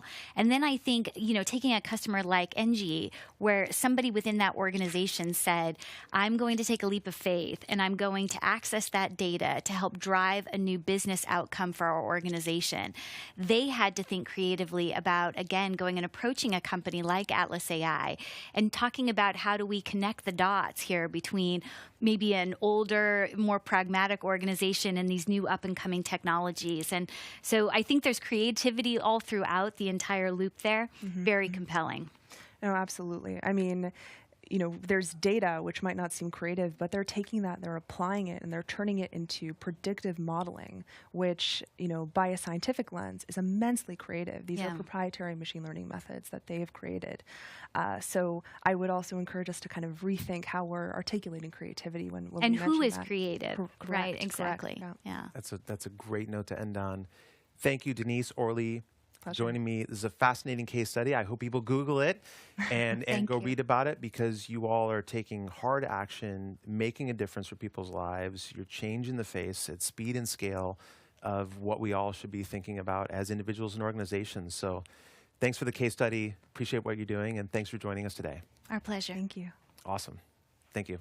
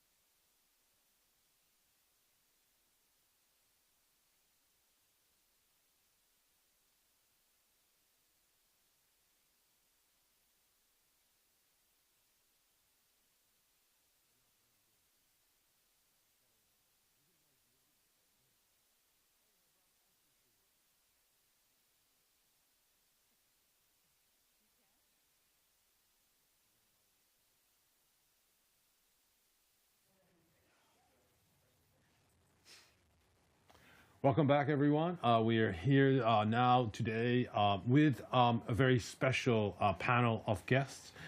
They all happen to be friends of mine in some way or another, so it's especially exciting for me. The name of the panel, what we're talking about, is Climate Heroes, and for me, all of these people, all four participants here, are climate heroes. They've taken their own lives and made it important in their own lives to act on the climate emergency, to try and have impact, and to try and really move the needle. We have with us J.C. Young, Mick Thobo-Carlson, I got your name right for once, Michelle Clark, and Gilad Regev. So we'll just start having a little bit of a conversation about how you guys, in my eyes, you're climate heroes. So hopefully you can inspire others. Hopefully you can talk a little bit about what you do, and I think it will be, I think it will be impactful for us to be doing that. Let's start with Mick, with you. You and I have collaborated a lot. You used to have a company called Mindpool, and you created Global Mindpool for the Don't Choose Extinction campaign. You did that completely voluntarily because you wanted to be involved. Can you tell us what the urgency of this, why you wanted to get involved, and what Global Mindpool is? Well, so maybe we should start with the last question. The Global Mindpool is a platform where we harness collective intelligence from the broader population to help UNDP get some data that they can use for their projects to inspire policymakers, to push out messages and have some substance to all these thoughts and ideas. The idea came from basically talking to you and talking to the UNDP about what you guys were doing with the Don't Choose Extinction campaign. And I want to say, climate hero is a very nice word, but in my case, I was very lucky to have investors who, because this was, a commercial company. So I called my investors. It was a startup, and I called my investors and said, listen, guys, we have this opportunity. It's we're not going to make any money. It's going to cost us an awful lot of money, but it is for the better cause. And the thing is, with the investors in the company, they were all very involved in climate projects already. So all of them just immediately said, yes, go for it. If we have a chance to do something and to help the UNDP, then that's what we'll do. So that's what we did. So we kind of turned everything around, and I think that's the thing when you come across a purpose like that, then there's really no question, because then it's a choice. Do you want to do the right thing, or do you want to be an asshole? Pardon my French. Now that we're in France. Did you understand it? It's allowed. You understand? It's allowed. So it was quite easy for me. And then I also want to say it's the most interesting field for an entrepreneur like myself, because what we work with is often the future. We can try to predict what's going on, and then we start a company just to be ahead of the race when we get to that. And it's quite clear that the entire world is sort of transitioning into this new green revolution, whatever we'll call it. So it's definitely the most interesting place to be in terms of being an entrepreneur. And so I'll take that thought further. JC, you are a green investor, a climate investor. You've gotten involved very, very, very, very intentionally in the climate emergency. Can you tell us a little bit about what you do and what drove you to this decision? Thanks, Buzz. I think the word intention is very important, because we need more and more of that. We need leaders that show intention. In my case, I started as an entrepreneur, and I'm thinking, okay, this is a huge need, a huge opportunity, what added value can we bring? So we launched a company in mobility, electrification of lightweight vehicles. But as we were doing that, I realized that the task was much bigger, and the time was much shorter. And so it was a bit of a personal pivot to say, how can I accelerate the acceleration? And how can I personally, as an entrepreneur, have more impact? Because I very much believe we need to, all of us, think in terms of exponentiality. How can we be 10x over the next 10 years? Because what we need. Right now, we're doing more and more the right things, but we're more on a green slope. We should be double diamond or to a black slope, right? How can we lower the delta? That's where I really understood that finance was a key part of the equation. So I joined my colleagues at Global Sustainable Future, and we are on climate finance. Primarily focused on big project financing, but more and more really looking at the full development, full life cycle, from an early stage technology and bring them through the different stages to come to scale. Because as entrepreneurs, something I noticed is that too many great technologies die on the way, or when they survive, they come too late to the party. It takes them often 15 years to come to scale. So one of the key assignments for us is, how can we reduce the death rate by maybe 50%? And how can we reduce the time to market by 50% as well? Because time is running out. And on the finance side, there's a lot of things we can do to help increase the speed. Absolutely. Michelle, you come from it from a little bit of a different angle. You're looking at it at advocacy and bringing as many people as you can in. But you're also, you know, an entrepreneur and you're in your own way in the climate space. Tell us a little bit about what you do. Thanks, Boaz. Well, yeah, I come actually, this is my first Cannes Lions, and I've been in advertising for over 30 years. We won't go any higher than 30. But it's great to be here. But yeah, I had a production company in New York and became aware of how bad the ocean is. The ocean's in terrible shape. And spent a couple of years of trying to figure out what a non-marine biologist could do about it. And through that, really learned a lot. I think that we don't learn in school about the ocean really being, you know, it cycles and stores 93% of our CO2 and it gives us every second breath and really is kind of a big weapon in the fight against the climate crisis. So we created Project Zero really to really look and feel more like a brand than a traditional charity, and use that brand to create events and experiences that people love, particularly people younger than myself, across music, art, sports, and digital, to give us a platform to be able to have those conversations, to raise that awareness, and to get more people to really adapt to more climate-friendly behaviors and ocean-friendly behaviors. And then open up new sources of revenue. The ocean conservation, if you look at the global philanthropic pie, the environment gets 3% of the global philanthropic pie, and ocean conservation gets 6% of that 3%. 70% of our planet is critically underfunded. So that's what we're trying to do, is get everything up to scale. And finally, Gilad, last but certainly not least, you have a startup, a new way of looking at carbon zero in your personal lives. Can you tell us a little bit about Cora? Yeah, sure. Thanks, and thanks for inviting me here, Boaz. Real pleasure. So the idea is very simple, and I think partly was said here. We have to look at things through the economy. So I ask myself, what can we do in order to change the equation and to start to create value out of carbon avoidance? So what we do is basically we measure automatically at the moment mobility, and we issue tokens for each 100 gram. That's the unit of work that users are avoiding by taking the choices of walking, public transportation, et cetera, et cetera.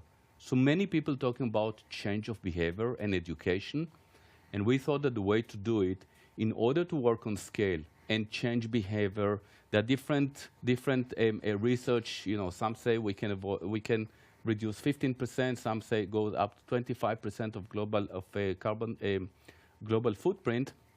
We decided to go the bottom up, but it also served the top down.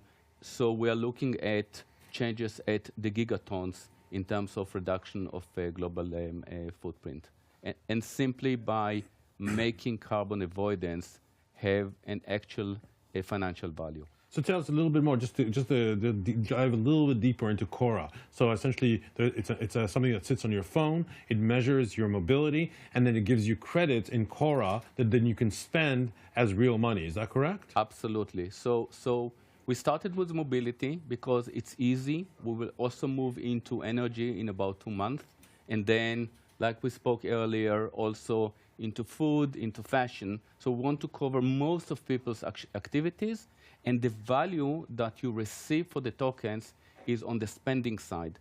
On the spending side, the interesting part is that you will need to spend more of the tokens if you buy less sustainable products. So also on the spending side, we give more value to the more sustainable products. Also, if you spend them locally, they will have more value, and that's where the economy is actually coming together. That's amazing. That's fascinating. I'm going to go back to you, JC. We spoke a couple of nights ago, and you were telling me what it would take for the acceleration in finance to actually reach a stage where it has impact. Can you talk a little bit about what's needed in your space, in the finance, in the climate finance space, in order for us to see a real impact? What's the steps we need to take? We need to align incentives, and when it comes to financial decisions, the economics are huge. And you see in America right now, I think the carrot is working. The Inflation Reduction Act is a game changer. And now you have increased the rate of returns on big energy projects, a lot we do, mobility projects, by quite a few percent. So now it's no brainer anymore to put money in that segment because the economics are right. And I always say, being French, living in America, that while the US is very good at working on the hope, creating opportunities, financial opportunities, job opportunities, Europe is very good at working on maybe more the stick, regulations, incentivizing people to change their own behavior, but not enough incentive to make the right investment. And I would think, for example, in Europe, that there's a lot to learn from the American playbook to incentivize all the investors to look into this industry as well good business. And I really think that we should not care too much why people do the right things, as long as they do the right things. How can we incentivize them to do that? And one very short example, in America, when you get, we call the ITC, so the tax credit you get, up 30–40% of your project. You get this tax credit, it's liquid. You can monetize it, you can sell it to somebody else. So that goes straight to your return. In Europe, it's not possible so far. These are simple things that could really be a game changer. Mick, what do you see as the next step in the next evolution of entrepreneurship in the climate space, in the green space? Where do you see it going? I think much like JC is saying, it has to do with financing. All entrepreneurship is hard, and without money, it's impossible, obviously. I think one of the things that we need to move away from is the traditional VC model, where you have like a rule of thumb saying 1 out of 10 should succeed, and then it doesn't matter with the rest. We need more iterations. We need more projects, also projects that are not necessarily beneficial for the investors, but then it could be beneficial for the investors. So we need more funding. We also need public funding, more grants to support the scientific projects, and then eventually something can come out of it. But we have to remember, and this is extremely important, that we always talk about making money, and obviously a company should be financially sustainable.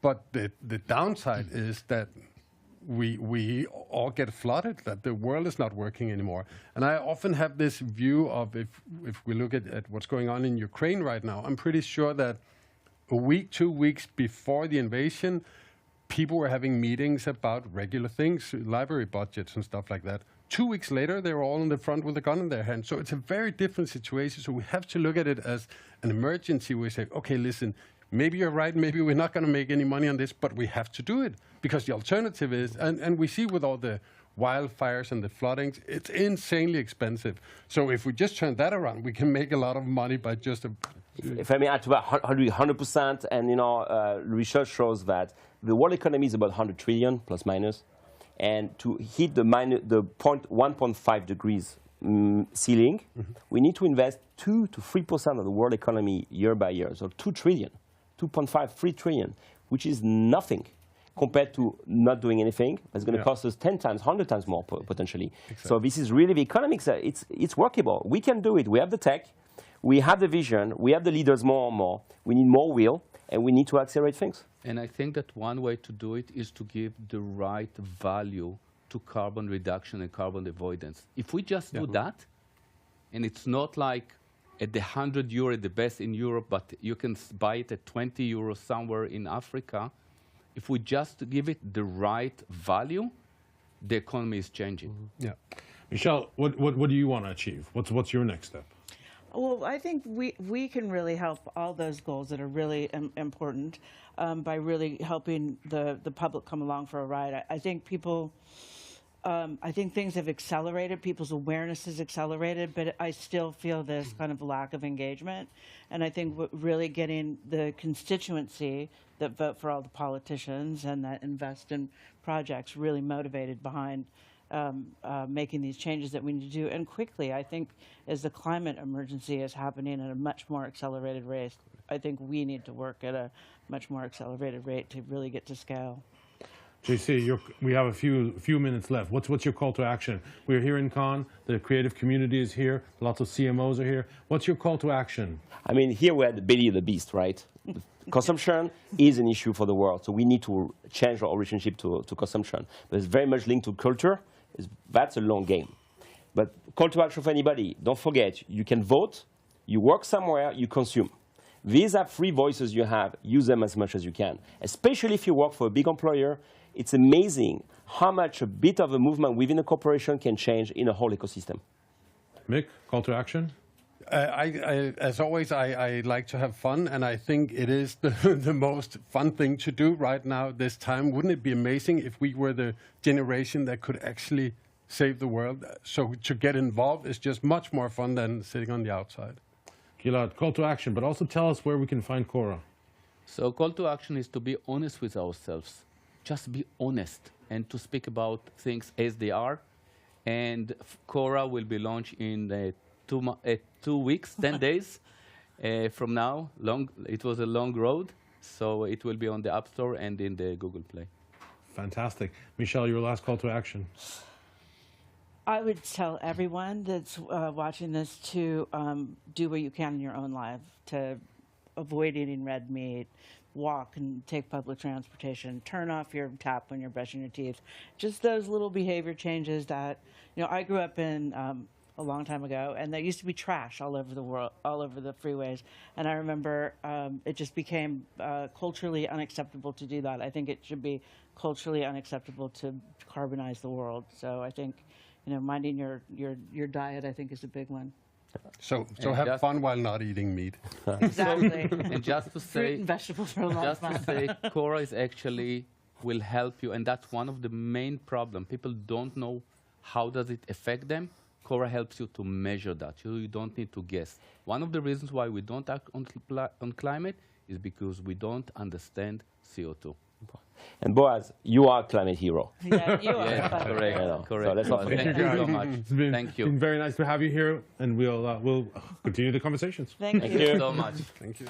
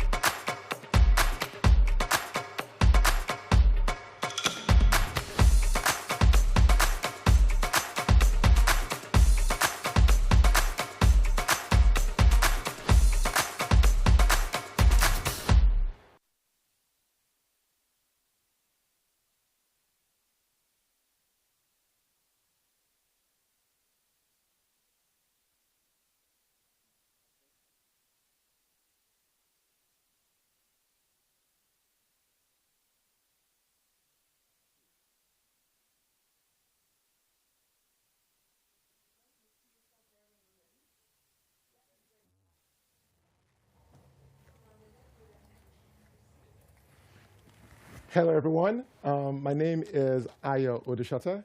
I'm a principal and DI leader at Deloitte. I'm thrilled to be here at Cannes hosting this great conversation that sits at the intersection of creativity and health equity. And I'm joined by three guests of mine. We have Chidiebere Ibe, who is the Chief Medical Illustrator at Illustrate Change. We have Mohamed Issa, who is a VP of Dermatology and Rheumatology at Johnson & Johnson. And then we have my friend Shamel Washington, who is an Associate Creative Director at Deloitte Digital. So we have a great session for you today where we're going to dive into representation in healthcare And more specifically, we're going to talk a little bit about a very unique collaboration that we have called Illustrate Change and how it actually addresses representation in medical illustrations. Right, so it's going to be a great conversation. I'm going to have my first question for you, Mohammed, right? Can you tell us a little bit about kind of your role in Illustrate Change and why you and J&J chose to kind of wade into this space? Fantastic. First of all, thank you for having me, and amazing to be a part of this amazing panel. So, look, first of all, I get the fortune of leading our U.S. dermatology and rheumatology business. This is a set of teams that bring transformational medicines to patients that need it, living with immune-mediated diseases that affect their skin and their joints. A part of the broader J&J umbrella, which has a legacy of advancing health for humanity for over 100 years. At J&J and Johnson & Johnson, we have what's called our credo. This is our guiding document that enables us to make decisions, to navigate uncharted waters. And in that document, primarily and squarely, are patients, caregivers, and providers. So everything that we do is focused with them in the center. And in 2020, J&J as an enterprise made a pretty tremendous commitment, $100 million commitment to advance health equity. And the reason for that is while J&J produces, invents, and brings to market innovations on medicine and medical technology, we understand that if we introduce innovations like that to market, but the healthcare system is fragmented and has gaps in its equity, patients that need our innovations may not always have a chance to receive them. So this $100 million commitment is focused on closing health equity gaps wherever they may exist. And we have now an amazing opportunity to be partnering with Illustrate Change, which is one of many things that Johnson & Johnson is committed to advancing, because Illustrate Change has the capacity to close a diversity gap in healthcare education that enables providers to be better equipped to take care of patients, but also increase representation where patients of darker skin tones could feel more represented, more acknowledged, and more trusting of the system because now they're a part of the ecosystem. So we're excited to be a part of it, and certainly excited to be with the chief illustrator himself, Mr. Chidi Avera. Yes, Mr. Chidi Avera. So I'm going to ask you this. So what is Illustrate Change? Because we talked about Illustrate Change, you talked about J&J's commitment to it. What is it, and how would you explain it to our audience? Well, thank you for having me, first of all. So Illustrate Change is basically, I would say, the fast-growing and biggest library comprising of diverse illustrations. And because I think that is just the approach, because there is basically lack of resources or access to medical illustrations that represent people of color. So illustration is basically that bridge in that gap to give people access to those illustrations. And I would say it is fast growing, and of course we also tend to make it accessible by everybody, for educational purpose and for patients also to be aware of the diseases that that affects them. So it's basically the biggest library out there. Okay, all right. And so Shamel, right? So we've talked about Illustrate Change. You are part of Deloitte. Like, what is your involvement? What is Deloitte's involvement, and why is this important to you? Yeah, I'm Shamel Washington. Thanks for having me. I'm the Associated Illustrator Art Director at Deloitte. And yeah, so this project came about because one day, this image, that amazing image of the illustration from Chile, went on LinkedIn. We viewed it, and it was like, this is amazing. How can we take this image with this vision and amplify that? How can we not make this just the one-off? Because this is something that's so lacking in our field. So how can we take this image, not make it a one-off, and create like something that's long-lasting, that stands the test of time, and that's something that gives representation to people of color, of our skin hue, and how can we have better representation in the medical field? So thank you. So we took this image.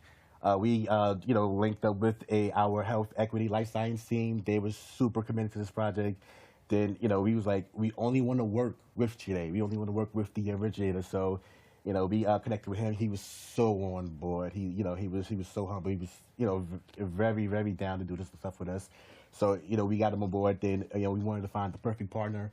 J&J was super receptive to it. They were super helpful, and they've been the greatest dance partner. So we connected. We created this library We worked with some amazing designers from, Black typographers, and just created this really big, bold, beautiful campaign.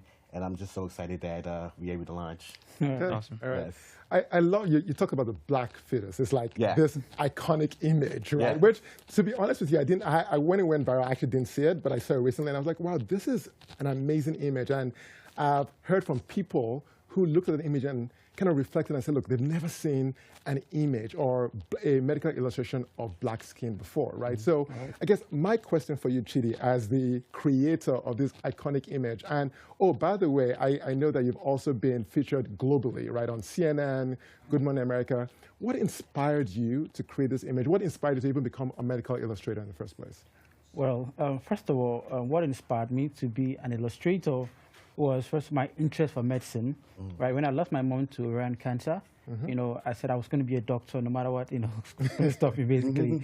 So that passion for medicine, made me reach out to this particular group on Facebook, AFAN. So that was during the lockdown. I reached out to them and said, I'm a graphic designer and I would love to work for them. And they would pay me. So they said, there's no money to pay. Okay, I quickly obliged to work pro bono for them. So in that journey of volunteering for them, there I met my mentor, Dr. Ulrich Sidney. So then he saw my artworks and my, my passion for medicine and said, why not, combine these two together into a field like illustrations. And that's the first time I've ever heard of the word illustrations before. So I made some research on the internet and I thought they were fascinating. But I wasn't a medical student, so then how do I create these images? So in that journey, I started, learning, teaching myself the softwares, reading medical textbooks, and it just became better and better. Then fast forward to 2021 when I created the Black Fetus. So that was shortly after I was denied a visa to go to school. And I mean, I was devastated. And I said, today I'm going to create an artwork today. So I don't know what inspired me, but I created I think it was God that inspired you. It was really God, because then I was looking for money to go to school, right? And I didn't have money to go to school. And I started a GoFundMe campaign to raise tuition to go to school. So then, I was just trusting God for a miracle, and because I believe God would have used another image to make to make it go viral, basically. But that particular image, and I was praying that day, and I told God I should just do a miracle for me, and so I created an image, I shared it online. It was a week had passed after I created it, so I woke up one morning, it was all over the internet. I had received call from CNN, BBC. I was like, what is going on? Can someone go famous for creating illustrations? Basically, that was in my thought. And I literally broke down in tears. But on and on, that's been a very rewarding moment. And I'm so grateful for everything that happened in my life. Okay. Wow. That's such an amazing story. I don't know. Do you want to have, like, one thing I heard from you yesterday when you were on stage, you talked about the personal connection to this mission, right? Your personal connection, Mohammed, as to how you strongly believe in how we need as a society to improve health equity outcomes. I wonder if you could share a little bit about your story and your personal connection, if you mind. I appreciate it. Yeah, listen, first of all, what an inspiring story for Chidi, right? I mean, you think about the combination of what you love and what you're scared of in terms of, losing those loved ones, like obviously your mom, obviously sorry for that loss. Thank you. And then combining your passion to be able to improve that space. And that the good news for you is that nothing will get in your way because no adversity will stop that level of mission. Right. Because you're just so darn focused on it. So congratulations Thank to you so you, much. and obviously excited to be with you again. For me, I was born overseas. My parents come from North and West Africa, and we immigrated to the United States when I was 9 years old. Long story short is, even in the most developed countries, my family lived through healthcare inequities where the quality of healthcare that we received was based on either the color of our skin, our economic position, and or where we lived. And personally and thankfully, I work for an organization at Johnson & Johnson where we don't believe that the color of your skin, your economic status, or where you live should impact the quality of care that you receive. For me, I lost the person who raised me, my grandmother, who raised me until I was 9 years old. I lost her way prematurely from complications that are very, very avoidable today, because we went to a healthcare system that my family at the time did not fully trust. We didn't feel fully represented in. We didn't feel fully acknowledged in. And when that healthcare system made a strong suggestion to our family to admit my grandmother into care, there was a lot of trepidation because we didn't know, why are you doing this? One, we may not be able to afford it. Two, we don't know what the outcomes are because as we looked around, no one represented us. And I think having lived those inequities, looking back at it now is a fundamental trust issue that people of color may have with the healthcare system. And if we can address that through representation, through amazing art and illustration, if we can address that through better education of healthcare providers, we have an opportunity to make sure that, again, healthcare isn't a luxury, but it's more of a human right that people are able to receive. Well said, very well said. And we launched this Illustrate Change yesterday, and I've been following some of the comments. And one comment struck me from a black woman who said, I see me, right? I see me. And I can just imagine having those illustrations in a hospital, right? And how more welcoming those hospitals would be to people of color, right? And in your case, maybe it will actually engender some trust that you're in a place where they see you, right? So it's amazing what this is going to result in. So Shamel, for you, like, so one thing I love about all of this is the grassroots nature of how this has all come together. You created an image in Nigeria. Oh, by the way, I'm also Nigerian, so I'm so proud of what you've done. so thank you. Thank you for doing that. But you created this image all the way in Nigeria. It got viral. You were sitting in some office in New York or wherever. You saw this image. You call. You connect with J&J, and you kind of create this ecosystem, right? So, like, can you just tell me a little bit about, like, what does this all mean to you and how the creative collision came to this outcome? Well, the way I look at it is like, yes, you're in Nigeria, you was born overseas, but our experience is the same. Like, I grew up in Harlem, you know, poor neighborhood. There was always that hospital, Harlem Hospital. It was known as, don't go there, because you might not make it out. You're going, you know, you're going for, you know, try to get a shot, you know, a technical shot, and you might just not make it out. And I think that stems from just the lack of just acknowledgement. First, I mean, we can't, like, you know, rule out the lack of empathy for people of our community, but just the lack of knowing how to treat us and them not even taking that step further to even learn how to treat us plays a very important factor of why, you know, these hospitals are known as the one-stop shop. You might not make it out. So I think that experience is shared globally. It's a universal truth between all people, especially of our hue. So when that image, and it's so funny because when that image first, you know, went to LinkedIn and went viral, super viral. You know, my wife was pregnant. You know, we had, you know, our 11-month-old baby. Oh, congratulations. Beautiful baby. And I'm sitting in the doctor's office, and right after that image went viral, but I was looking at these other images of babies, it was all white. All white. And I do not see me. I do not see my son in here. I do not see my wife with my son in here.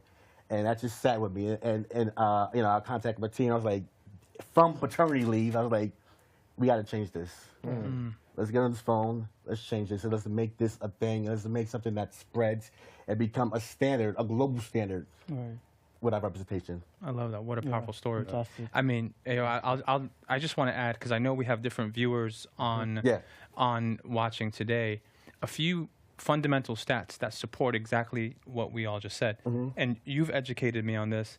Less than 5% of overall images in medical textbooks today are images of patients with skin of color.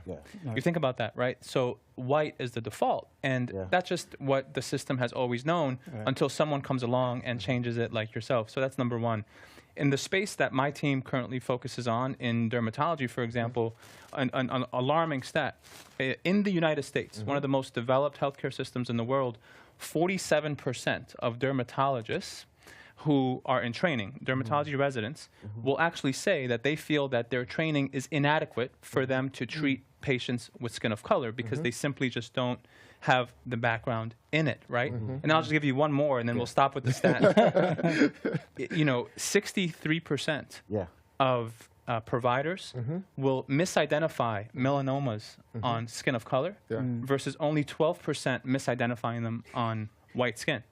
So you think about representation, you think about the ability to see yourself, but then you think about providers being able to deliver quality of care, not because they don't want to, but basically the system has not allowed them to be able to do that equitably across the patients that they serve, and that's where this work becomes really, really important. That's where you're gonna, make an impact more than you probably know. So again, congratulations. That's amazing. And look, to be honest with you, as a patient of color, I feel those stats, right? I feel those stats, and those stats kind of make me concerned when I'm going to the hospital. Am I getting the right care? And I do believe that what you're doing here is a step, or a big step, in the right direction. So I wonder if, Mohammed, you can just connect the dots, bring us home a little bit, right? We talk about outcomes and more equitable outcomes, and we're doing this representation and illustration. How does it all come together? How does this work help improve outcomes for all patients? Look, I'll leave it with two simple factors. The first and foremost is representation allows patients to be seen, heard, felt, and acknowledged. When you're sitting at paternity leave, you see yourself in the images that you see. By nature, you have an affinity to not only participate in the healthcare system, but to trust it fundamentally better. So the first piece, I think, representation equates to trust. The second piece is education allows providers then to deliver the healthcare that is warranted to patients that need it the most. And education gaps where providers simply don't feel trained to treat patients of color, whether it's based on the symptomology and the disease state, or even just the cultural acuity. Now you're addressing both, and when those two things meet in the middle, number one, trust from patients, and number two, healthcare providers being most equipped. When those two things come in the middle, outcomes are inherently improved, and I think patients get the care that they receive, irrespective, again, of their skin tone, where they live, or what their background may be. I don't know, Cheetah, if you have perspective on that. Yeah, and I totally agree with him. Basically, science has proven that, sense of sight is basically the strongest, and people tend to be more comfortable or relate to things that looks like them, basically. And, of course, a test was carried out some years ago, the black door test, where most black people were children were asked which of the door had a negative characteristic. And the black kids pointed at the black door, and they were asked which of the door had a positive characteristic, and they pointed at the white door. So then they were not asked which of the door looked like you. And they start to realize that the door they had characterized as having a negative characteristic was the door that looked like them. So you tend to see that black people already have this sense of implicit bias towards themselves. So I believe that visual creation that represents them is a way of,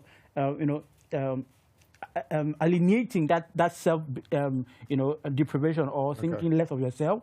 And I do believe that alone is enough to improve healthcare outcome, because when you feel confident in yourself, you're also able to, walk into the hospital and see a physician that looks like you also, and you tend to have that sense of, cordiality and relationship.